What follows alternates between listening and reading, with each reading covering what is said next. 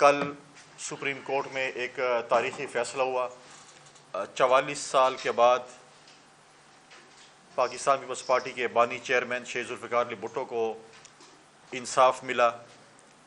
Pakistan Peoples party نے اس کے لیے کافی جدوجہد کی۔ ہم نے عدالتوں کا دروازہ کھٹکھٹایا تاکہ پاکستان پیپلز پارٹی کے بانی چیئرمین کو انصاف مل سکے۔ اس کے بعد جب آصف علی زرداری صاحب پریزیڈنسی میں تھے تو انہوں نے ایک پریزیڈنشل ریفرنس بھیجا سپریم کورٹ کو کہ شہید ذوالفقار علی بھٹو کو انصاف دیا جائے۔ اس کو بھی کئی سالوں بعد جب فائز عیسیٰ صاحب چیف جسٹس بنے تو اس کو ٹیک اپ کیا اور ایک بینچ بنایا، اور بینچ نے جو ہے کل ایک فیصلہ اور متفقہ فیصلہ جو ہے وہ سنایا کہ شہید ذوالفقار علی بھٹو کو فیئر ٹرائل نہیں دیا گیا، جس کا مطلب یہ ہے کہ تفصیلی فیصلہ بھی آئے گا کہ ان کی جو عدالتی قتل ہے ان کو شہید قرار دیا گیا ہے کہ ان کو واقعی جو ہے اس کا ایک عدالتی قتل ہوا اور ایک ناحق عدالتی قتل ہوا۔ میں سمجھتا ہوں کہ یہ پاکستان پیپلز پارٹی کے ہر ورکر، پاکستان پیپلز پارٹی کے عوام کی یہ جیت ہے کہ شہید ذوالفقار علی بھٹو تو واپس نہیں آ سکتے ہیں، لیکن تاریخ نے اپنی درستگی کی۔ آج جب ہم 4 اپریل کو ان کی برسی پہ 45ویں برسی پہ جب جائیں گے تو میں سمجھتا ہوں کہ پاکستان پیپلز پارٹی کے عہدیدار، پاکستان پیپلز پارٹی کے ورکر ان کے جو ہے وہ شہید ذوالفقار علی بھٹو کے سامنے سرخرو ہوں گے کہ آج جو ہم نے ان کو جو ہے ان کا جو فیصلہ ہے، ان کا عدالتی فیصلہ ہے وہ آیا ہے اور ہم سرخرو ہوئے۔ اور دیکھیں تاریخ اور قدرت کا میں سمجھتا ہوں کہ ایک نظام دیکھیں کہ جب زرداری صاحب پریزیڈنٹ تھے انہوں نے یہ ریفرنس بھیجا اور اس ریفرنس کا فیصلہ ابھی تفصیلی آنا ہے، اور جب یہ پریزیڈنسی جائے گا تو پھر آصف علی زرداری صاحب دوبارہ انشاءاللہ تعالی وہ صدر ہوں گے اور اس پہ دستخط جو ہے وہ آصف علی زرداری صاحب جو ہے اس پہ کریں گے۔ لہٰذا یہ ایک قدرت کا عمل ہے یا ایک تاریخ آپ دیکھیں کہ اس قسم کی لکھی جا رہی ہے۔ اس کے ساتھ ساتھ 9 تاریخ کو آپ نے دیکھا کہ اس سے پہلے وزیر اعظم چاروں صوبائی حکومتیں بن چکی ہیں الیکشن کے بعد۔ 9 تاریخ کو پریزیڈنشل الیکشن ہونے جا رہا ہے اور ہم اس پہ پوری امید ہیں کہ انشاءاللہ تعالی آصف علی زرداری صاحب جو ہیں وہ ایک بھاری اکثریت سے جو ہے وہ اس ملک کے دوسری مرتبہ سویلین جو ہے وہ صدر بننے کے لیے جا رہے ہیں، اور ہماری نمبر گیم جو ہے تقریباً ہماری جو چاہیے اس سے زیادہ ہمارے پاس موجود ہے۔ لہٰذا میں سمجھتا ہوں کہ پاکستان پیپلز پارٹی کو یہ اعزاز ہوگا کہ دوبارہ دوسری دفعہ ایک سویلین پریزیڈنٹ پاکستان پیپلز پارٹی کی طرف سے پریزیڈنسی میں جو ہے وہ جائیں گے۔ اس کے ساتھ ساتھ اس کے بعد ہمارے ضمنی الیکشنز ہونے سینٹ کے، اس کے بعد سینٹ کا الیکشن ہونے جا رہے ہیں، چیئرمین سینٹ کا الیکشن ہوگا، ڈپٹی چیئرمین سینٹ کا الیکشن ہوگا، اور اس کے بعد جو ہے اسی کے ساتھ ساتھ جو ہے پریزیڈنسی کے بعد چاروں صوبوں کے گورنر جو ہیں وہ اپوائنٹ کیے جائیں گے۔ 2 گورنرز پاکستان پیپلز پارٹی کے، پنجاب کے اور خیبر پختونخوا کے وہ پاکستان پیپلز پارٹی نامینیٹ کرے گی، اور سندھ اور بلوچستان کے گورنر جو ہیں وہ مسلم لیگ جو ہے وہ نامینیٹ کرے گی۔ لہٰذا ایک پروسیس ہے، الیکشن کا پروسیس ہے جو کہ خوش اسلوبی کے ساتھ، اور حکومتیں جو ہے وہ بن چکی ہیں اور تقریباً آخری مراحل میں ہیں۔ مختلف پولیٹیکل پارٹیز کو بلشمول پاکستان پیپلز پارٹی کو الیکشن پہ اعتراضات بھی ہیں۔ ہم اپنے شواہد جو ہمارے کینڈیڈیٹ ہیں جن کو اعتراضات ہیں وہ شواہد اکٹھے کر رہے ہیں، اور ہم اب پراپر فورم پہ جو ہے اس پہ جو ہے وہ ہم جائیں گے اپنے جو ہمارے تحفظات ہیں ان کے ساتھ۔ اور دوسری طرف پولیٹیکل پارٹیز کچھ ہیں جو کہ سڑکوں پہ آنے کا جو ہے وہ انہوں نے تقریباً تیاری کر رہے ہیں۔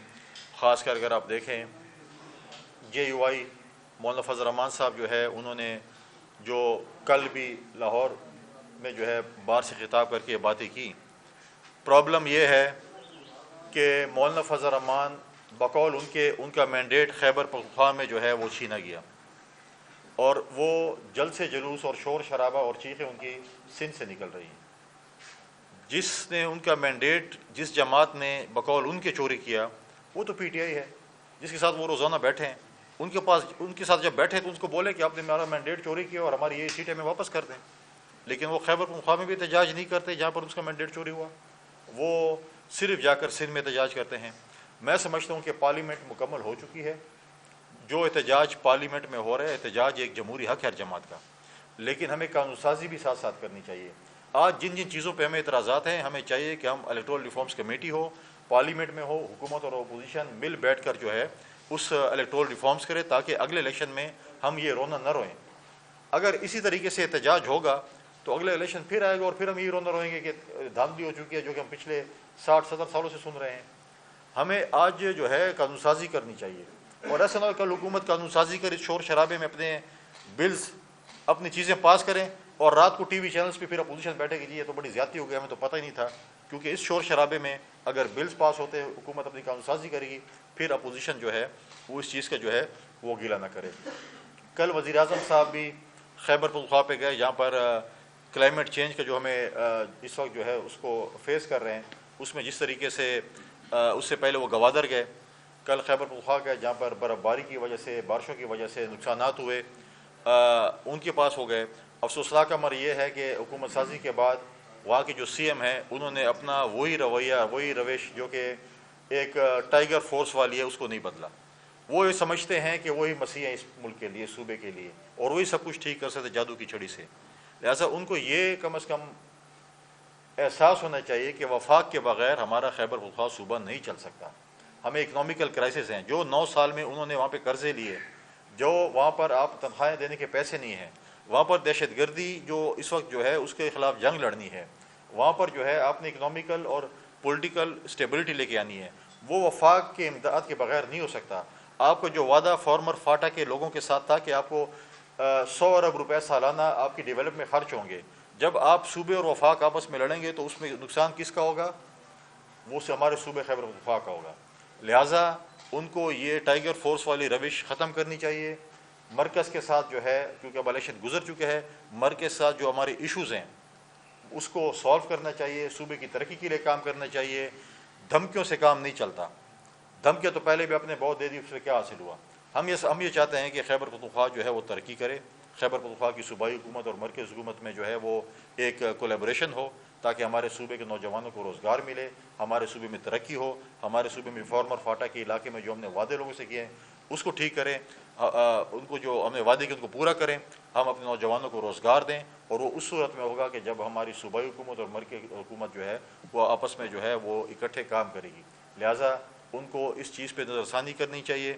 اور آپ نے کل بھی جو پی ٹی آئی دعوے کرتی تھی کہ ہم خاندانی سیاست کا خاتمہ کریں گے, تو کل کابینہ کا آپ ذرا کے پی کابینہ کی ذرا لسٹ نکال لیں اور اس میں دیکھ لیں کس کا بھائی, کس کا ماما, کس کا چاچا, کس کا بھتیجا, کس کا بھانجا کیا کیا بنا ہے.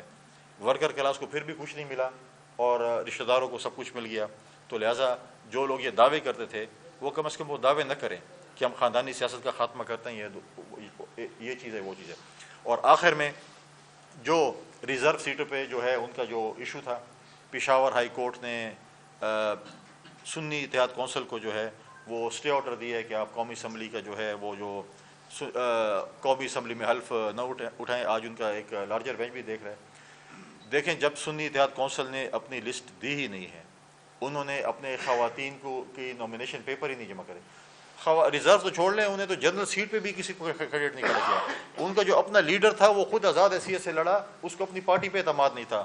وہ تو پی ٹی آئی جو آزاد حیثیت سے کامیاب ہوئے پی ٹی آئی کے لوگ, انہی کے ساتھ اپنی پارٹی میں دوبارہ شامل ہوا تھا. اور آج وہ دعویٰ کرتے ہیں کہ ہمیں ریزرو سیٹیں دی جائیں. کس صورت میں آپ کو دی جائیں جب آپ نے لسٹ ہی آپ نے جو ہے وہ شیئر نہیں کی, آپ نے لسٹ جمع ہی نہیں کرائی, آپ نے نامینیشن پیپر جمع نہیں کرائے, کوئی فائل نہیں کیے, آج آپ اس چیز کا دعویٰ کرنے جا رہے ہیں. ہمیشہ پی ٹی آئی کو اپنے ہی لوگوں نے تباہ کیا, چاہے وہ پروہیبٹڈ فنڈنگ کیس تھا, چاہے پی ٹی آئی بین ہوئی, چاہے اس سے بلے کا نشان لیا گیا, چاہے آج تک, کیونکہ ہمیشہ ان کو پلیٹ میں چیزیں دی جاتی تھی اور منہ میں نوالا دیا جاتا کہ آپ یہ کریں. انہوں نے کبھی کوئی چیز کی نہیں ہے. اور دوسری طرف آج وہ جو دعوے کر رہے ہیں, 5 فرنچائز ہیں پی ٹی آئی کی, ایک نکلتا ہے جیل سے کہتے ہیں مجھے اپنے لیڈر نے یہ کہا, دوسرا کہتا ہے مجھے یہ کہا. ان کا آپس میں بیانات نہیں ملتے. پہلے آپس میں تو بیانات ملا لیں, اس کے بعد جو ہے بات کریں. آج جمہوری پروسیس کو مضبوطی کے لیے ان کو چاہیے تھا, وہ میجورٹی پارٹی تھی, حکومت سازی کرتی, لیکن وہ آج بھی اس پہ ہے کہ میں نے اس سے ہاتھ نہیں ملانا, اس سے گلے نہیں ملانا. اور پھر جا کے مطلب ہے کہ یہ ایک سیاسی قیامت کی نشانی ہے کہ مولانا فضل الرحمان اور عمران خان آپس میں اکٹھے بیٹھ گئے. اچھی بات ہے کہ وہ ماضی کے بیانات پہ معافی تو مانگ لیں, کہ جو لقبات ایک دوسرے کو دیتے تھے وہ تو میں یہاں پہ بیان نہیں کر سکتا، لیکن مجھے خوشی ہے مولانا صاحب میرے علاقے کے ہیں، اب عمران خان صاحب کم از کم اور پی ٹی آئی کے ورکر ان کو حضرت مولانا فضل الرحمان صاحب کہلائیں گے، کوئی اور نام سے نہیں پکاریں گے جو انہیں 5-6 قسم کے نام رکھے تھے۔ یہ اچھی بات ہے، سیاست میں یہ چیزیں نہیں ہونی چاہیے، سیاست میں رواداری ہونی چاہیے اور اخلاقیات ہونے چاہیے، تاکہ کل آپ ایک دوسرے کے ساتھ بیٹھے تو آپ ایک دوسرے کے ساتھ آنکھیں ملا سکیں۔